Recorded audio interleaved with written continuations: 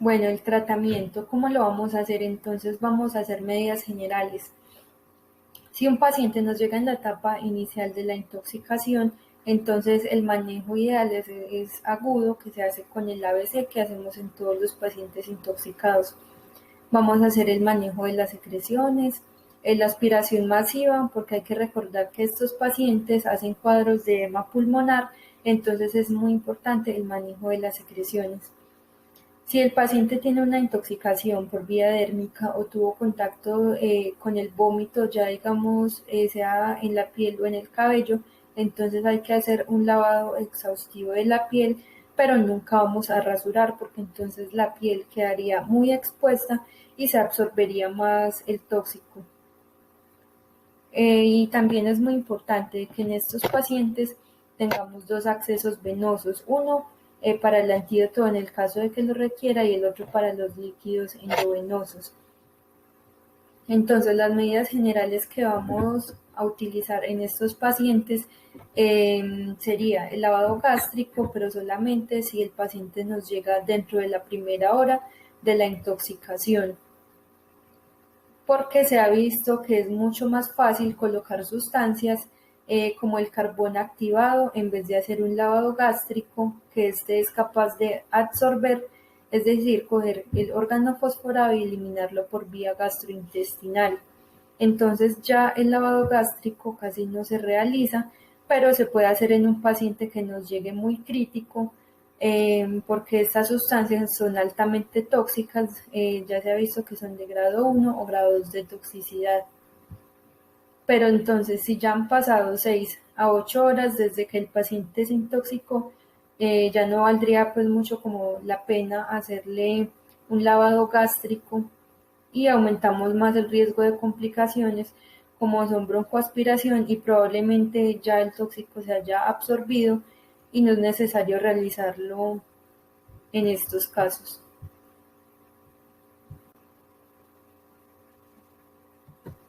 Bueno, entonces, ¿cómo vamos a dar el carbón activado? Entonces, si el paciente ingresa antes de la hora de la intoxicación, se recomienda dar una dosis estándar que es de 1 gramo por kilogramo. Y la dosis máxima a la que podemos llegar son 50 gramos y una sola dosis vamos a dar. Entonces vamos a administrar carbón activado, una sola dosis en 1 gramo por kilogramo de peso disuelto en una solución al 25%. Esto quiere decir que si el paciente pesa 70 kilogramos, se da 70 gramos de carbón disueltos en 280 mililitros de solución salina o agua, de tal manera que no puede quedar ni muy compacto ni muy diluido la mezcla. Y la pasamos por sonda orogástrica o vía oral. Bueno, aquí no se recomienda la administración de catárticos porque en este caso, debido al cuadro del paciente, se puede empeorar la gastroenteritis que causan los órganos fosforados, porque en el cuadro colinérgico vemos que se acompaña de diarrea. Entonces, para el manejo de las convulsiones, en caso de que el paciente lo haga, podemos administrar benzodiazepinas como el diazepam, unos 5 a 10 miligramos cada 10 a 15 minutos. Es muy importante también el soporte vital meticuloso, como el monitoreo de signos vitales, y se considera razonable realizar un monitoreo del paciente al paciente con intoxicación severa de isquemia miocárdica a partir de un electrocardiograma seriado y la medición de la troponina, aproximadamente cada 8 a 12 horas cuando continúa en estado crítico. Tampoco se puede inducir el vómito porque las presentaciones líquidas contienen hidrocarburos que van a aumentar el riesgo de producir una neumonitis química durante la emesis. También es primordial entonces la evaluación de la vía aérea, limpiando todas las secreciones, dando suplemento de oxígeno e intubación endotraqueal temprana en caso de que el paciente la requiera. Hay que hacer una observación permanente de la actividad de los músculos respiratorios debido a que los pacientes pueden presentar falla respiratoria aguda. Es muy importante también el manejo con un antídoto que sea rápido y oportuno, y esto ya lo vamos a ver más adelante en lo de los antídotos ya más específicos. Entonces también se debe hospitalizar al paciente y dejarlo en urgencias, y es prudente mantener al paciente hospitalizado por lo menos durante 48 a 72 horas. Si en el caso de que se trate de un compuesto organofosforados, o si es el caso de un carbamato, hasta por 24 horas. Se debe valorar diariamente la fuerza muscular tratando de buscar una manifestación inicial de síndrome intermedio. Hay que hacer un control y manejo del equilibrio ácido-base y electrolitos y se puede administrar aquí el bicarbonato, según los requerimientos que evidencien los gases arteriales. Hay que hacer control de perfil hepático, perfil renal, de la glicemia y de las amilasas, por lo que ya les habíamos hablado antes. En caso de convulsiones, entonces también hay que hacer un monitoreo cardíaco permanente y control de electrocardiograma cada 6 horas durante las primeras 24 horas.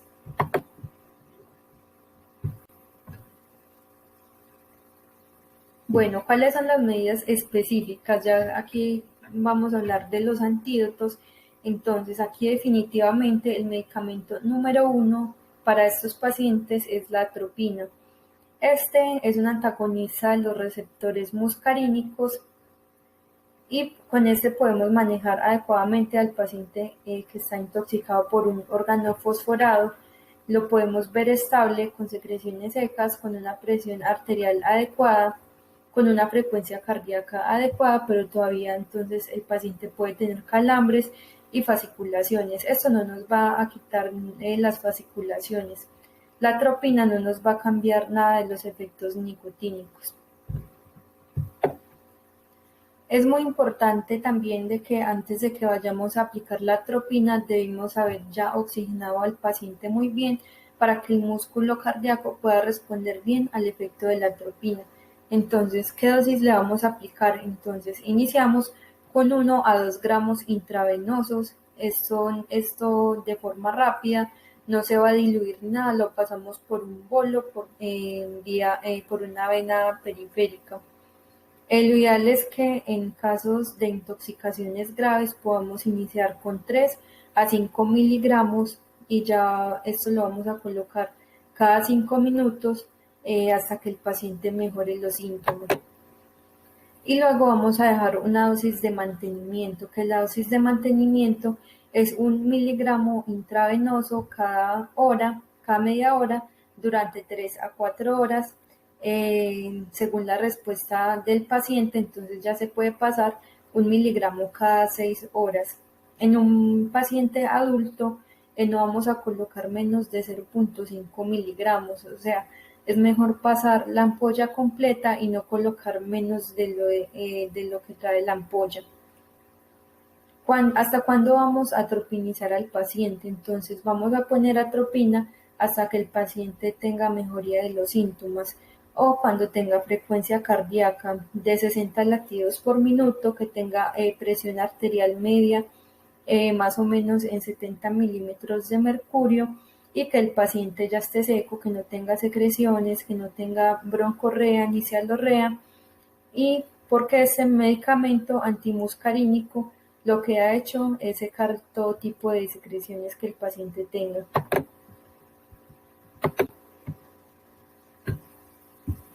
Otro antídoto que podemos utilizar es la pralidoxima. Este actúa sobre los receptores nicotínicos y mejora la contractilidad muscular. El anterior que ya había mencionado, que era la atropina, este actuaba más sobre los receptores muscarínicos. Entonces acá hay otra discusión que es con las oximas, o en este caso que es con la pralidoxima. ¿Por qué? Porque esta es una sustancia que lo que va a hacer es reactivar la colinesterasa.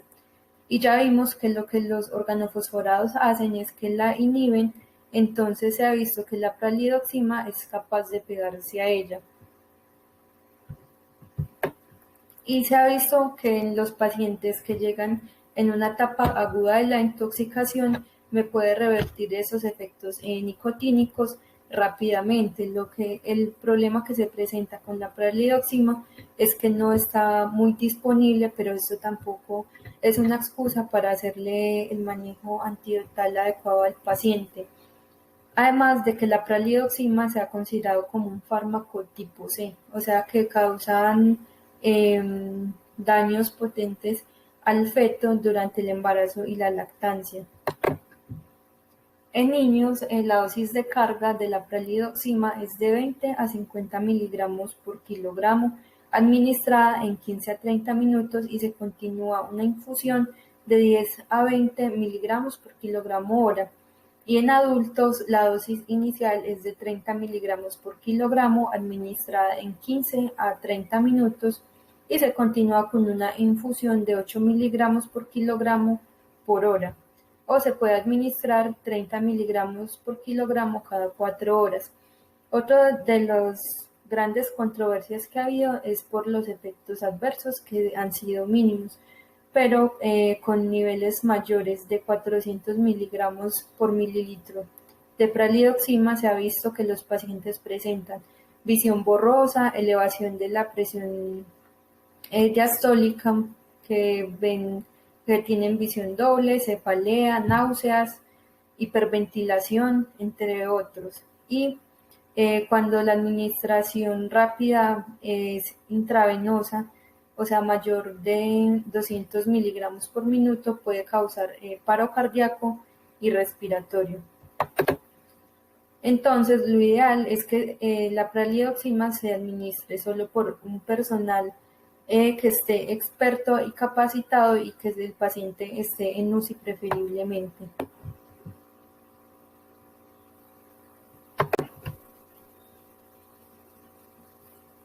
Bueno, ¿qué otra cosa nos puede ayudar también?